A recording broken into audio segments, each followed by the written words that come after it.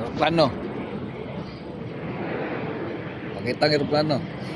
Ma-reveal na ang ato ang kuan. Address. Buang ka. Makita nga ako ang bugan. Hello. Hello, this is Kit Delhero, that guy from Hello, this is Kit Delhero, that guy from Binisaya. We are less exactly a month until the festival. We will be rolling out the official selection in the coming days. It has been a very challenging task to select the films to be part of the official selection, no? Wa jud ko kay baw nganong siguro mga 96% sa tanan nga nag-submit. Nganong 18 to 20 minutes ang duration kada salida para tintagasa. And ang ma-afford lang namo usually kay mga nara siya dapat unta sa 2 hours per section, no? Pero sometimes we push it to more than 2 hours. So within that 2 hours at 20 minutes each, gamay ra kayo ang films nga ma-screen. So mao na siya ang challenge, no? Unsaon siya, and I think daghang mag-expect nga masud because they have already been part of the previous selections, but I would like to be honest, no? To be honest, kaluodan nga saan na ko na siya pag-explain. So ani man gud na siya. Ang amo ang program sa Binisaya, labi na sa Binisaya Shorts, kailangan siya na ay certain statement or na siya mura siya, it should form ever since when we started ang tradition na nadyo ni murag all of the films selected feels like a feature film, no? Na sila they can be stitched with a certain theme, no? According to similarities and dissimilarities of those things, and it will feel like one feature film, and it would be weird if there are multiple variants of the same thing inside that supposed to be diverse program. Mo na siya. So the good thing is the Binisaya Shorts have been evolving. The evolution since the 15 years has been exponential. Ang context ana sa polish sa films, no? Ang kanang pagka how it is produced, no? The films are getting really competitive, and on the other end of that situation, ang mga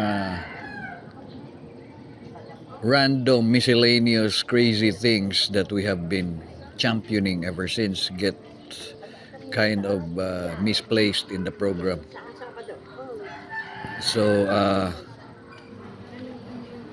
mo na siya. So because of that seemingly difficult challenge that feels like a problem, mo nang gihimo na mo nang giatay. There is no theme. It is random, it is miscellaneous, it is first come first serve. No one will be rejected. Mo na siya. And naay mga nag-submit karon. The goal was to program at least maybe 10 or 8.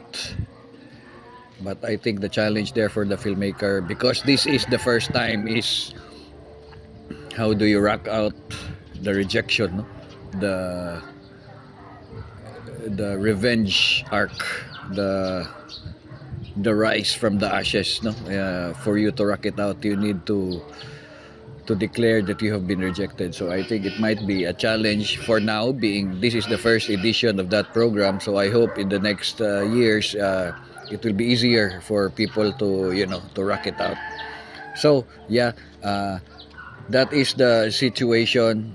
I'm very sorry for those who might have expected to be part of the program but did not make it. So congratulations to those who made it to the program, and for those who did not make it, congratulations, you are now officially qualified for next year's Giatay. So mao na siya. This is not never take rejection as a bad thing, no. It adds the narrative outside of your film, no. Maybe your film might be too early for its time, too crazy, too weird, I don't know, but Binisaya is supposed to be the venue for that. But then again, the progress of Binisaya Shorts is getting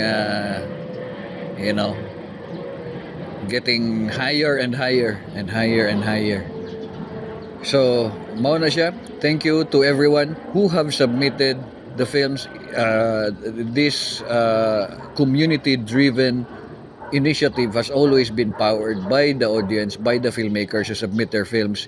It has been partially, has always been, if not partially, fully funded sometimes by the audience donations, the pledgers, and the filmmakers who submit their films.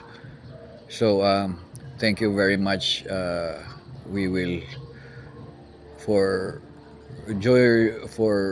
thank you so much for this thing. Thank you so much for your support, that we can go on and move forward with our vision of progress in Philippine cinema. So yeah, mao na siya. We will be announcing soon the official lineup. Maybe later, maybe tomorrow, maybe the next day. And na ba ko nakalimtan dar?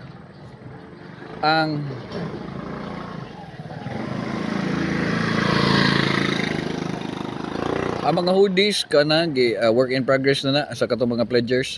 We will also be posting the words of wisdom, the words from the pledgers. So mao na siya. So we have an average of 2 hours per program.